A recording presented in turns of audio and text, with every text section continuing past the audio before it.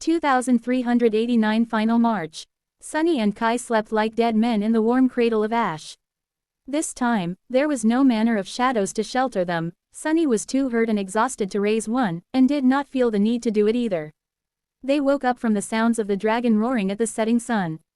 The volcano Sunny had destroyed was now a mountain once again. Granted, the mountain seemed crooked and low, not at all as tall and magnificent as the snowy peaks that surrounded it. He was faintly glad to have left a scar on the realm of Ariel's game. The Shrine of Truth was now encased in ice and hidden in the depths of the mountain. The dragon rested on the peak, baring its fangs at the falling sun, as if warning it not to come closer. The sun, naturally, paid it no heed. Sunny studied the distant peak for a while, then looked at Kai and asked in a tone of contemplation, "Do you think all dragons come from Sun God?"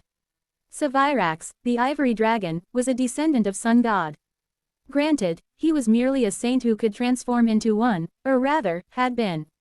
Still, all creatures except humans had either been made by the gods or were sired by those creations.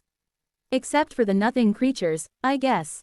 And the remainder. And the darkness creatures. Also the stone saints. Who else? Nephilim, as well. Actually, I take it back, not all creatures were created by the gods.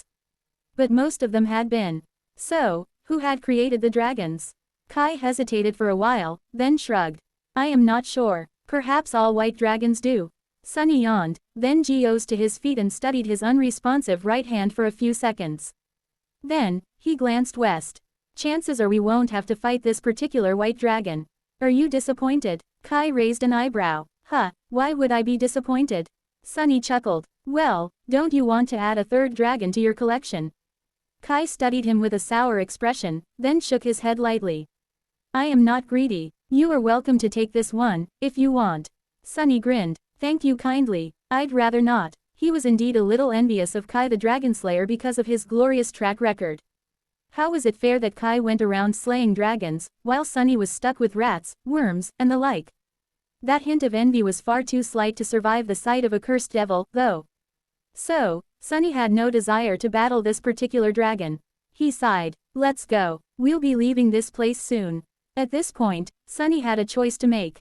He could reach the Snow Tyrant in 5 moves at the earliest. Coincidentally, that was also how long his shades would take to repair themselves. Slayer was most likely going to heal from her wounds in that time, as well. Sunny did not see a lot of sense in delaying the final battle, so he was leaning toward taking the shortest path. There were 3 routes that would take him to the Snow Castle in 5 moves, and he did not have to take just one. He could just as easily travel west to the Axis Tree, and then turn north. Kai, meanwhile, could travel north to the edge of the board, then turn west. That way, they would reach the Snow Castle at the same time, with the added bonus of possibly bringing 4 volcanoes into the Ash Domain. That was an alluring prospect. But it was also too risky. After all, Sunny was only assuming that the Snow Tyrant remained in the Snow Castle.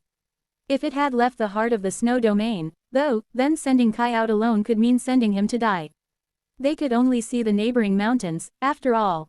If the Snow Tyrant was waiting in ambush 1 peak over, or just happened to be in the way by chance, then there would be no chance for Kai to escape, not as long as one of the devils chose to pursue him instead. Of Sunny, at least. So, Sunny had to swallow his regret and abandon the plan of potentially expanding the territory of the Ash Domain. The 2 of them were going to stay together until the very end, for better or for worse. Ah, am I not the best friend in the world? Hearing that sudden proclamation, Kai gave him a sidelong glance, but wisely chose to remain silent. I knew he would agree. Sunny was delighted. They left the volcano at dusk and moved west, coming in sight of the Axis Tree once again. The mountain where they had killed Abundance was now to their right, to their left was the unexplored half of the game board that belonged to the Snow Tyrant. In the morning, the Tree Devil and the Cursed Dragon both moved east in pursuit. Watching the mountain where the Rat King had died become covered by snow, Sunny could not help but feel uneasy. He found it hard to believe that Kai would not end up fighting the Cursed Dragon, somehow. But then, he had to remind himself of one easy fact. Not everyone was fated. In fact, very few beings were, and Kai was not one of them. He could end up facing the Cursed Dragon by some improbable twist of fate, or not. Actually, Sunny himself was not fated anymore either, so the odds were in their favor. The only probable future in which they would be forced to fight the dragon, was if they failed to capture the Snow Tyrant and had to retreat. Then, the tyrant and its two devils would descend upon them together, and they would die. There is no way back, only forward. Failure means death. The enemy is overwhelmingly powerful, and mistakes are not allowed. Ah, how nostalgic. Sunny smiled faintly, knowing that he was staring death in the face.